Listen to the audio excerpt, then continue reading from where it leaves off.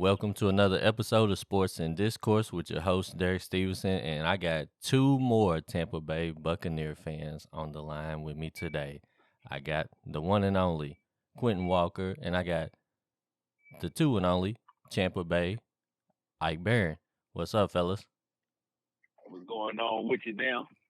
What's up, brother? Hey, man, listen, we got to jump straight into it because I know Ike ain't got a lot of time. What did y'all think when y'all seen AB take off his whole uniform, throw his shirts and his gloves and everything in the stands, and run off the field doing jumping jacks? Like, you want to go first? Honestly, man, I've been saying this for some years now, but I think the man's suffering from CTE. He's got some kind of problem, man. Something's going on in his mind that's got him all messed up. And I also think he's attention crazed. Like, he's always on social media. He's always going live on social media. It's like he loves the attention. You know, if you can remember back when he was playing for the Steelers, and I think it was in the playoffs, he went live in the locker room, like live on Facebook in the locker room, and was going crazy, you know, just talking about how many stats he had in that game, while Mike Tomlin was talking to the team about the upcoming game that they were going to be having against New England. And I think that from there on, it's like when you started to see him crave that attention, because a lot of people was following him and liking everything that he was doing on social media. And that's when you started to see this man's downfall. So when I seen him do this in the game the other day, you know, I was like, you know, that's AB being AB. But, you know, hopefully things can pan out for him. You know, I hate to see somebody go down the wrong path and ruin everything they got. But that's my take on it. Quinn, what do you think about it, brother? When I first seen it, I was like, what is bruh on? Like, what is he doing? What's he going through, bruh?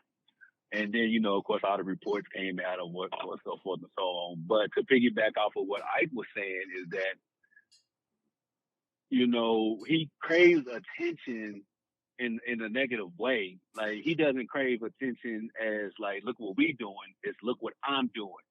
And Sunday was just another example of that, because the situation, whatever happened on the sidelines, whatever transpired, should have been kept either on the sidelines in the locker room.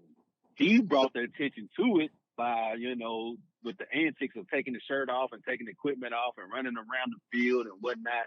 And like Ike said, you know, I'm pretty sure he can, you know, attest to this. We probably were both just hoping, like, okay, AB, just get through another season with no craziness, bro. Like, just get through the season.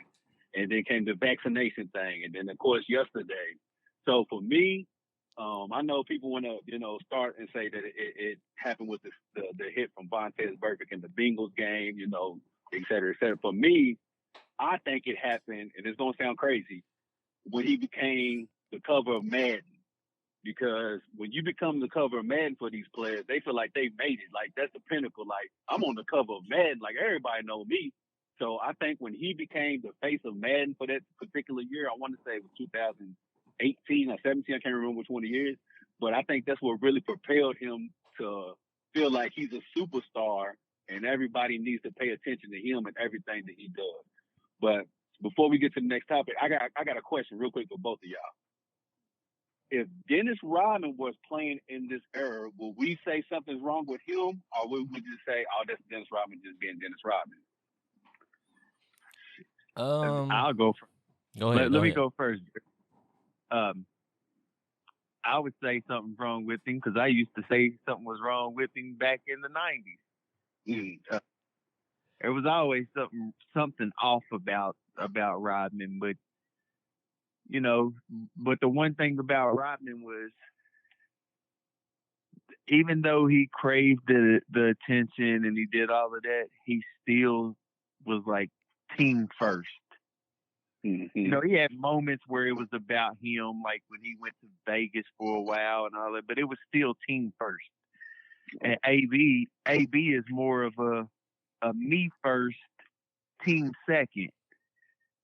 You know, AB. I think AB is one of those guys that he would rather have in a season, you know, 200 catches and 2,000 yards and not win than have, you know, 50 catches for 800 yards and win a Super Bowl. Right. Well, actually, I can piggyback this into the next thing that I want to talk to y'all about.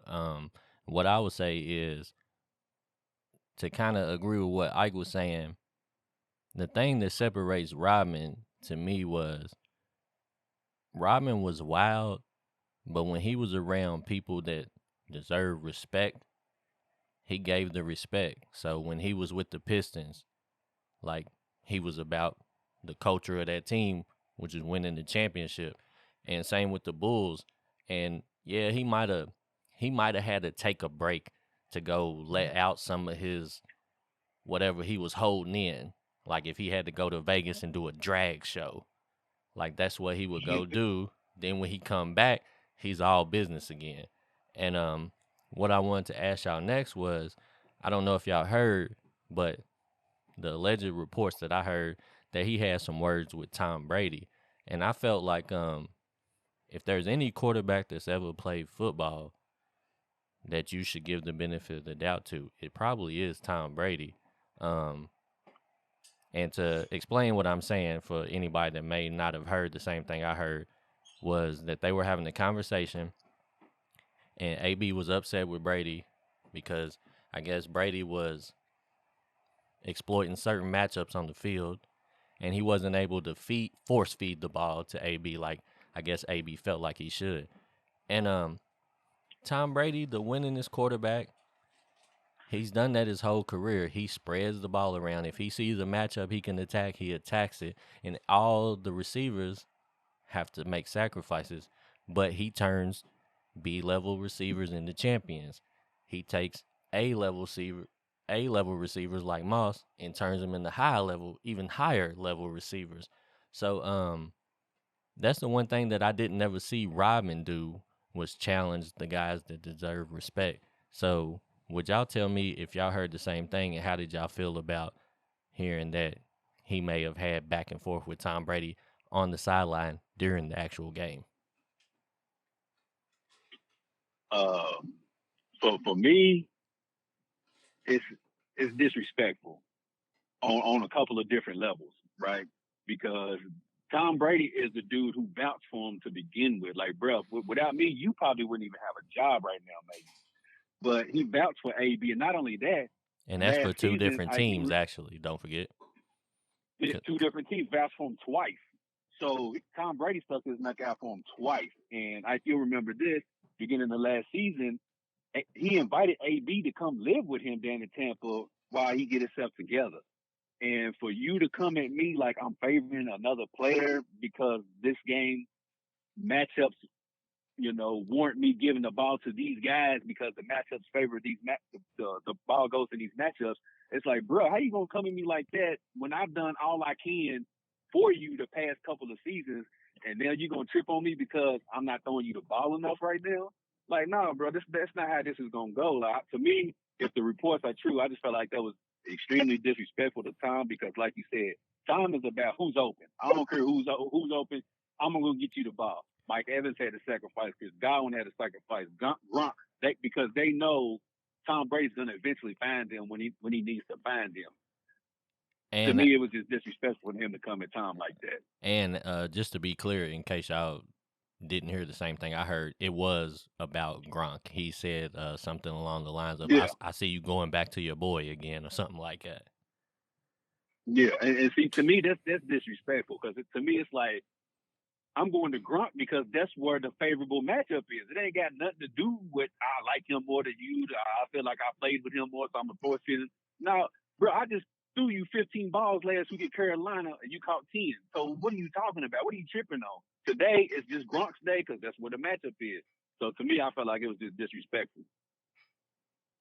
Man, AB, it goes back to what I was saying earlier. AB is only worried about himself, and he was worried about getting these, I guess, like 8 catches, 55 yards, and a touchdown or something like that he needed to get his bonus, and that's all he was worried about. Now, if the game didn't matter and he was wanting Brady to force feeding the ball, then okay. But the game mattered, and the reason the game mattered is because at that moment in time, if Tampa wins that game and wins the next game, and Green Bay would have happened to lose to Minnesota and then lose again this next coming week, Tampa could have got the number 1 seed. Right. So Tampa was still playing at the moment, trying to get this number 1 seed. We were down 14, trying to win this game. The way the Jets were playing defense, where they were matching Gronk up with the linebacker the entire game. That is a mismatch in heaven.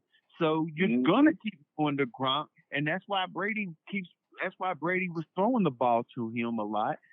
And then some of our younger receivers kept getting one-on-one. So he was able to go to some of them. Safety help was there to try to cover AB. But at that moment, AB still had 5 targets. Exactly. And it was still a quarter and a half to go. And then something after his bonuses, he still had a whole nother game also against Carolina, who he just had 15 targets and 10 receptions against. So he was going to have the favorable matchup coming back again. Man. So it's safe to say that he would at least definitely got half of the bonus at least, right? No, he would have got the whole bonus. He would have got the whole bonus. He was going to get 8 more catches within a quarter and a half and then a whole nother game. And he was going to get at least 55 yards and a touchdown within that time. He was going to get that. I don't know if you remember at the end of last season, he force fed the ball to AB so he can get his $1 million bonus. So he was going to get AB the ball. He was going to make sure, but at that moment, we needed to win that game, so we had to do what we had to do. And AB, like I said, he was worried about himself and not the team. And for real, I think I think it even became before the game, I think he has the wrong people in his ear, man. Like people talking to him saying, hey, he's about this guy or he's about this guy. Why are you standing for that? Because AB should definitely be humbled when it comes to Brady. Brady lets a man come. He let him come live with him. He got him this job. I don't know if you remember, at the start of the season last year, BA was like, no, we're not bringing AB. No. Tom Brady stayed on top of him. Let's get this guy in here. Let's get this guy in here. And they took a chance on him, and AD ended up getting his $1 million bonus because he was force-fed the ball at the end to make sure he got it. And he got a Super Bowl for the first time. Yeah, and you could actually say he got him a job again because technically he was a free agent and he was looking for better offers, and I don't think he found none, right? Right. No, he did. And for real, the man was playing himself into another contract. Mm-hmm. Even if it wasn't with Tampa, another team would have been like, hey, okay, we could look at this and say the only thing he's done in the last 2 seasons was the vaccination card, which he ain't the only one. There's been a bunch of people doing that because they don't want the vaccine, but they still want to play. But that was all that people could have said. And he was going to play himself into a contract. He was going to make some more big money. But after this, I don't know, man. I know me being probably the biggest Bucks fan in the world. Um, I heard today that they're talking about the Bucks might just suspend him instead of releasing him. But then they say they might suspend him and then release him because they can't release him right now because of an injury. So they might just suspend him until his injury's up and then release him. So who knows? Or they might say, you know what? Well, All right, AB, you were suspended. Let's bring you back and let you play. Well, let's talk about that real quick. So, how do you feel about the whole injury situation? Well, first, as a matter of fact, tell me what you think about Bruce Arians. If you believe Bruce Arians reportedly was telling him to get back in the game and he refused because of the injury, do you believe he was injured, or do you think at that point he just was pouting? How did you feel about that little? Because it's been so many conflicting reports. I don't think he was injured at all. Because if you were injured, then why are you confronting Brady about Brady not getting you the ball? Mm-hmm. And to piggyback off of what Ike was saying, if he was that injured, the training staff is going to go to BA and be like, "Hey, look, I don't think AB can go the rest of the game, and his ankle is really flaring up on him." And then BA's going to be like, "All right, cool, we need to set him down there." So I don't even think he was injured. My bad. All right, go ahead. Yeah, nah, you're right. But he would have never confronted Brady if he was injured. If he was injured, he'd be like, "Hey, I'm your decoy. They're gonna keep trying to double me or have safety help over the top. This is how we can get past was by eating the middle of the field up." But I think the using the injury thing was just to make himself look a little better after this whole shenanigans. So what do you think happened as far as, because when they asked BA about it, he pretty much said he's off the team. But then he had to fall back on that because of technicalities or whatever. So how do you think that they feel about that situation right now? Do you think that they are going to suspend him, or do you think they're going to just chalk it up because they're kind of in a desperate situation right now and just bring him right back in? I think he's suspended until they can actually release him. Mm-hmm. So you don't think he'll ever play for him again? No, I don't. Right now they can't. I mean, they can't release him because you can't release somebody that's that's injured. To piggyback off of what I said, yeah, at this point, I feel like they can't bring him back because I'm pretty sure the players in that locker room feel like he quit on them by doing all that. Like, bro, you did all this to us, and if you go back and look at the tape, Mike Evans and OJ Howard were trying to calm him down before it escalated to that point, but he wasn't trying to hear them. So to me, it's like then it's a locker room issue because now dudes is trying to have your back, but you just like, nah, whatever, I'm gonna do what I want to do anyway. So I feel like you can't bring him back into that environment, especially him and Brady having words and all.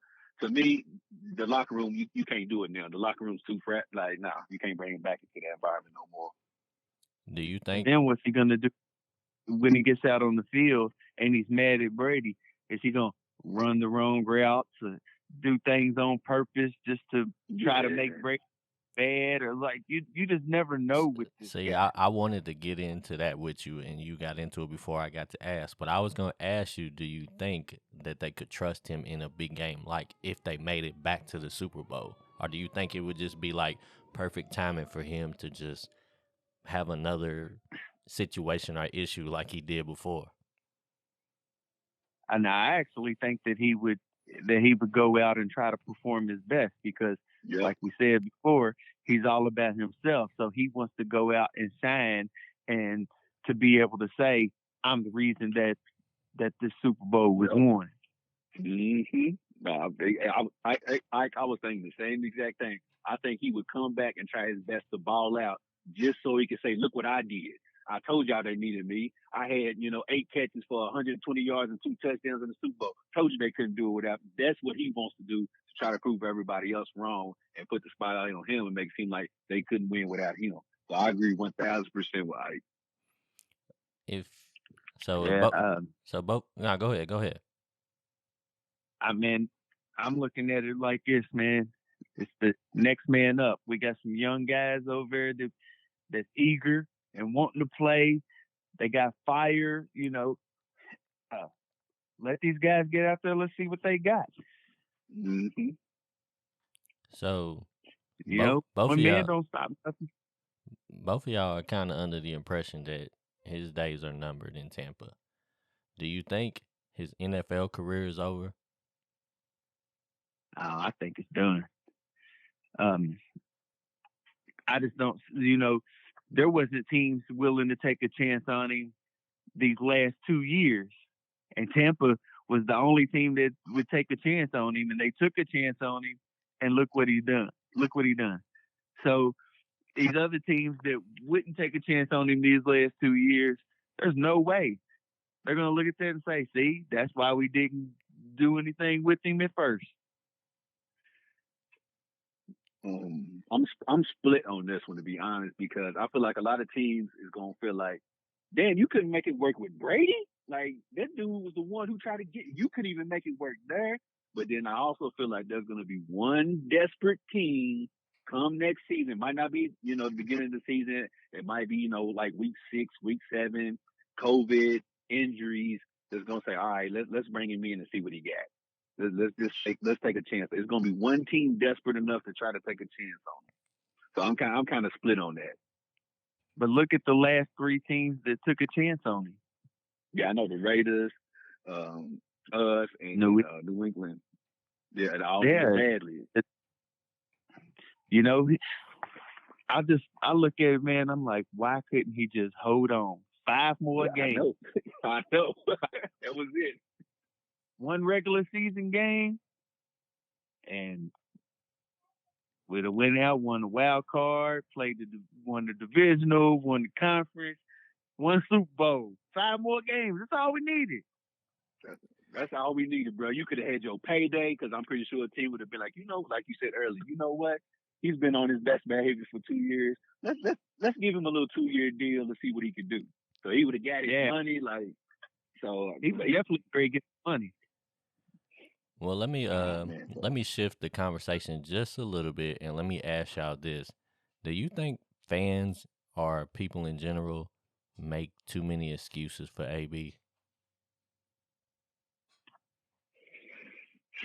I think they make too many excuses for everybody. It just depends on who it is.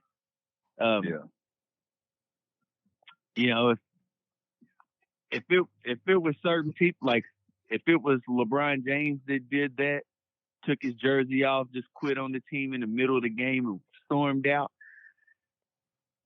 people aren't going to give him excuses. They're going to tear him down. But for some reason, when it comes to AB, it's sympathy for this man. And then they try to turn the narrative against other people to make it look like it's Bruce Aaron's fault or it's Tom Brady's fault. Tom Brady wasn't looking his way anymore, trying to keep him from getting his bonus. And it's like all these conspiracy theories of trying to keep a black man down, and it just baffles me, man. Like I just don't get it. I'm right there with you, bro. Like to me, it's oh man, they just didn't want him to get his money, and like I said, bro, do y'all realize he had a whole nother game to play? Like it wasn't like this was the last game and he needed all this stuff. So I'm right there with you. I think people have made so many excuses for AB because for whatever reason, I don't know why, but how can you excuse a dude who acted like that? Like I said on the show last night, whatever transpired on the sidelines, you can be upset about whatever happened on the sidelines. We don't know for sure what happened, but you can feel how you want to feel. But was that warranted, all of that extra stuff that you did? Like, why are people excusing that behavior, saying, oh, well, he acted like that because he was supposed to get his money. He acted like that because, Tom Brady wasn't feeding him the ball. So that excuses that type of behavior because he didn't get his money or because Brady wasn't looking his way. Like, when did we start making excuses for these dudes when they act like this instead of holding them accountable for acting like this? Like, that, and I'm right there with Ike. Like that part just baffles me. It's like, okay, it's okay for him to act like that just because he wasn't getting ready to get his bonus, or because he wasn't getting ready to, because he wasn't getting bossed on his way. Like that's okay. Like I'm over the excuses for that type of behavior. Let me ask you Hey, this. Go ahead. Eric, I got one more. Uh, for everybody that listens to this show and talks about this injury, if someone has an injured ankle, would they do jumping jacks all the way out of the whole football field? Like that's jumping not jack and ran off the field. Yeah, like you're doing the jumping jacks and running and jumping up and down. Like, well, and your ankle don't look. And anybody that knows how to properly throw something knows you got to use them ankles to do that as well. Uh-huh. So they can miss me with the injury stuff. Yeah, and then I seen people comment. They was like, "Oh, well, that ain't the same as cutting and doing this and doing." I'm like, bro, he is hopping up and down on his ankle. Like, what are you talking about, dude? Buddy took off his stuff, ran to the end zone, was hopping up and down, hyping up the crowd, and then ran to the locker room. How you gonna tell me that the man is doing that on an injured ankle? Okay, yeah, y'all got it, y'all right. Let me ask you this, because it seems like with the social climate that we're in now, do you think that people look for, I guess I would say, like champions of, so to speak, I guess I would say, how can I word this? People that stand up to the white slave master owners. Do you think people champion athletes that act like they're against the white establishment? I would say anybody that's ready to say fuck these white people. Yeah, only if it makes sense. Yeah, only if it makes sense. You know what I'm saying? Like if you campaigning for for certain rights, whatever you campaigning for, or if you was against the establishment of not let the NFL or whatever the profession is treat you like crap just because they pay you X $1 million, they don't mean, yeah, okay, yeah, we cool with that. But don't be out here fake campaigning just so you can get that love. Like that's how I feel like with AB is that people are trying to make it like he's this dude who's like trying to buck the system and they trying to keep him down. And it's like, no, they not. They not doing that to AB. It might have happened to other players in the past, but they ain't doing that to AB. AB's doing this to himself. Man, Kaepernick got held down. AB ain't getting held down. AB's holding himself down. And it's all because of social media, man. Like, it's all he is worried about. I don't know if do y'all remember when he showed up to practice in Pittsburgh and he showed up with like a whole camera crew and the rest of the team was like, what the heck is going on? And he's got these people following him around practice, watching his workouts, watching him catch passes, and so they can post it all over social media and stuff for him. Like this guy, I don't know what it is, man. I don't know if it was one post that got a whole lot of likes or if he gained like 1 million followers real quick on Twitter or something, but whatever it was, it hyped him up and he hasn't looked back since. And it's like it's all he's worried about. You know, right after this incident happened, first thing he does is jumped on social media. Man, I'll do you one better real quick. Do you remember when he showed up to training camp in a helicopter? Yeah. Like that's what we talking about. The dude showed up to preseason in a helicopter, and then to piggyback off of what you just said, he dropped a song the day after all of this just happened. So, like you said, it just goes to him just holding attention. Like, buddy, all that just happened, and you just put out a song. Like, really, that's what your focus is on right now. Okay, you got it. Do you think he'll look back at this time and regret any of this? Or do you think it'll even register the opportunities that he may have messed up? I don't think he cares. Yep. I honestly don't think he does either. Because I honestly think he's one of them type of guys who will always be like put putting the blame on everyone else and make it look like he's being treated wrong. Yep. That's what I was getting ready to say. I don't think he's even gonna care, because even if like, say when he turns 40, 50 years old, whatever the case may be, and he looks back on his career, he will never let anybody else know he should have done things different. He's gonna keep that inside. He's never gonna let nobody know. Yeah, he's gonna play the victim every single time. Yep. It's gonna be Big Ben and Mike Tomlin again. And it's gonna be the NFL was against him, and then it's gonna be about John Gruden, and it's gonna be about Brady was looking him off, and BA don't like the black man, or that's gonna be next.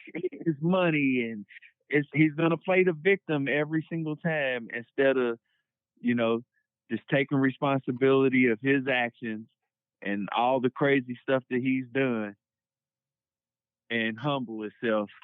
He had this opportunity to go out and actually get him a big contract, or maybe not even a huge contract, but he could have got a 2-year deal, got some guaranteed money.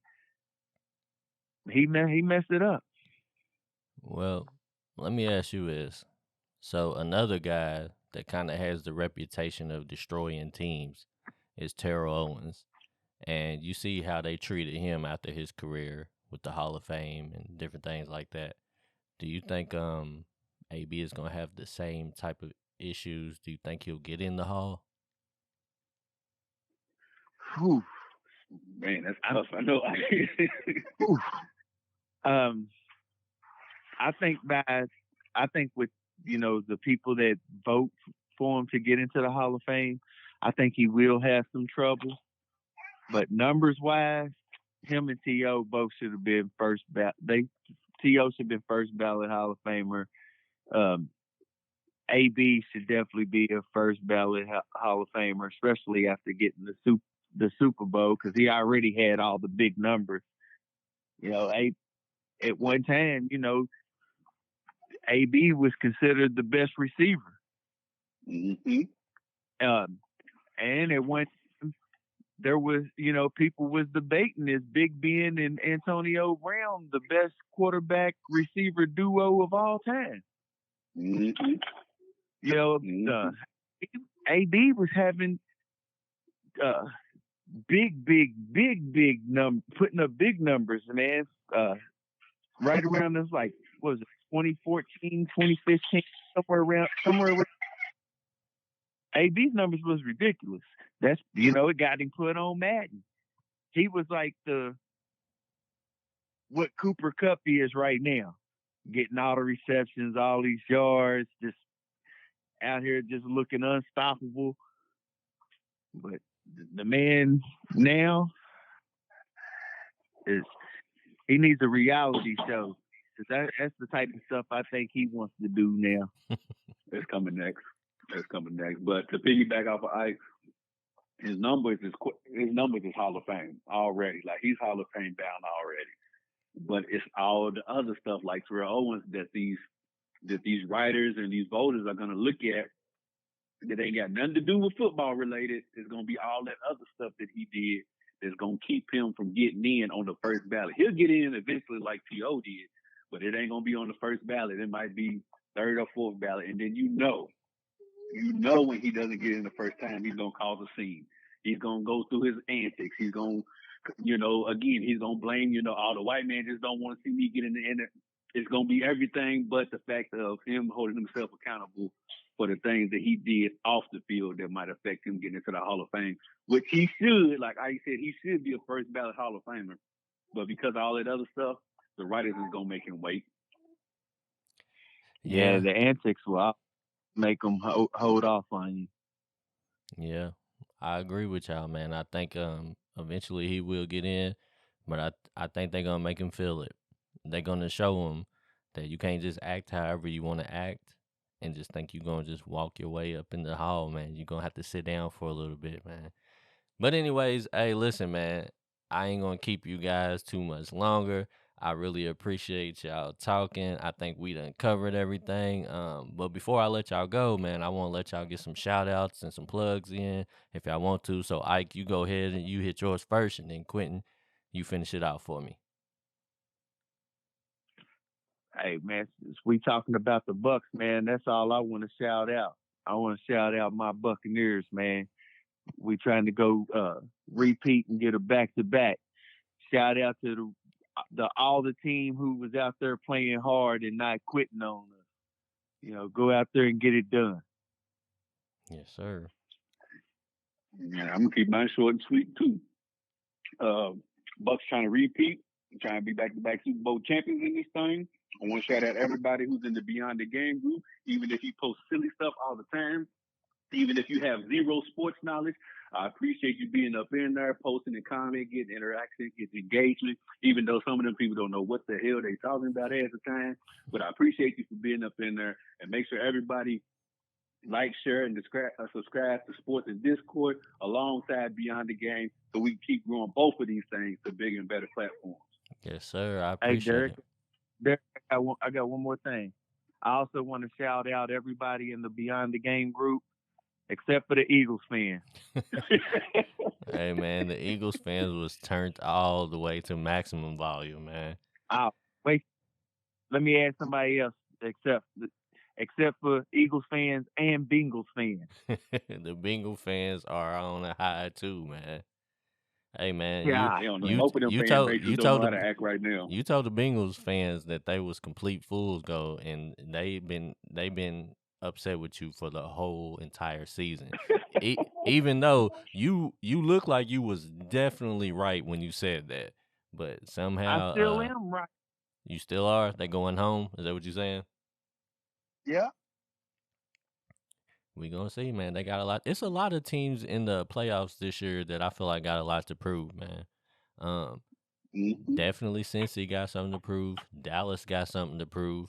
And me, to be honest with you, I think Green Bay got something to prove, man, because I feel like I need to see Aaron Rodgers. I might be the only person that feels like this, but I need Aaron Rodgers to get another Super Bowl before his career is over.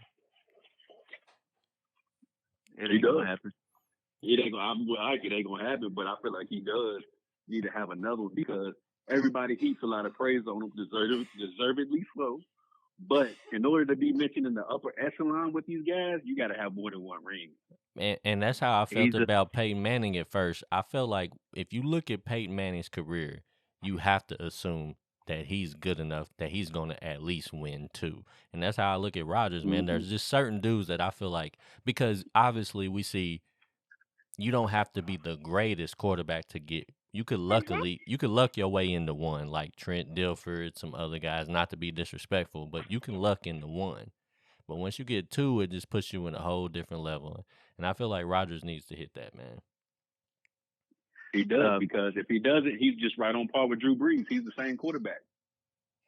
Absolutely. I look at Peyton like, you know, Peyton was great, but he also had to go up against another great, the all-time great in Brady and New England. So I can kind of give him a pass because he was playing a better team, in my opinion, and losing. But Aaron Rodgers, be having the best teams. Like, they're the one seed damn near every year going into the playoffs, and he gets to the NFC Championship game and folds. He gets there a lot, but he folds. That's what I've been trying to tell some people, man. So we gonna see what he does, man. I think it's gonna be a really good playoff, to be honest with you.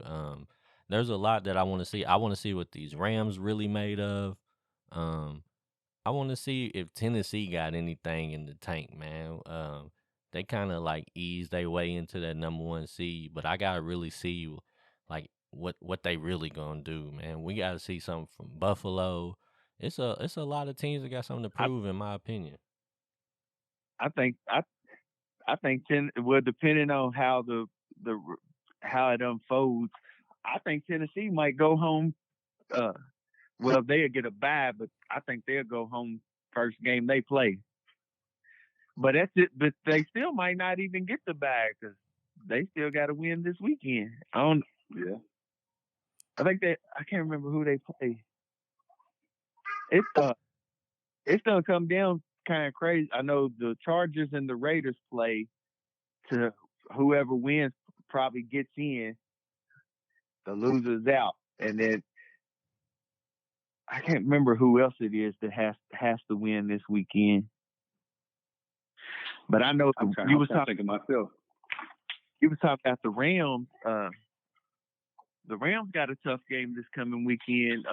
They got to play the 49ers, and the 49ers have to win to get into the play. Well, they don't have to just win. If the 49ers lose and New Orleans wins, New Orleans gets in and the Niners don't. So the Niners are having to go out here they're gonna have to go out here and win this game. So but if they beat the Rams, I believe the Cardinals will win the division. If the Cardinals win and the Rams lose. I'm not 100% sure, but I believe that's what I think I seen. And that would move. I mean, if Tampa wins, that would move Tampa up to the 2 seed. And what do y'all feel about the Chiefs, man? I feel like the Chiefs got to make some noise again too, man, because I feel like they looked like they was getting ready to form a dynasty, and then they kind of had a little, and they started off rough this year. I feel like they got to do a little something, man. They got to get back to it after they done gave your boy $300 million. It's that defense, man.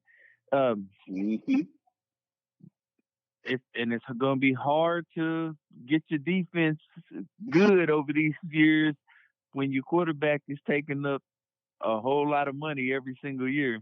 Yes, sir. They're going to have to start taking them hometown discounts.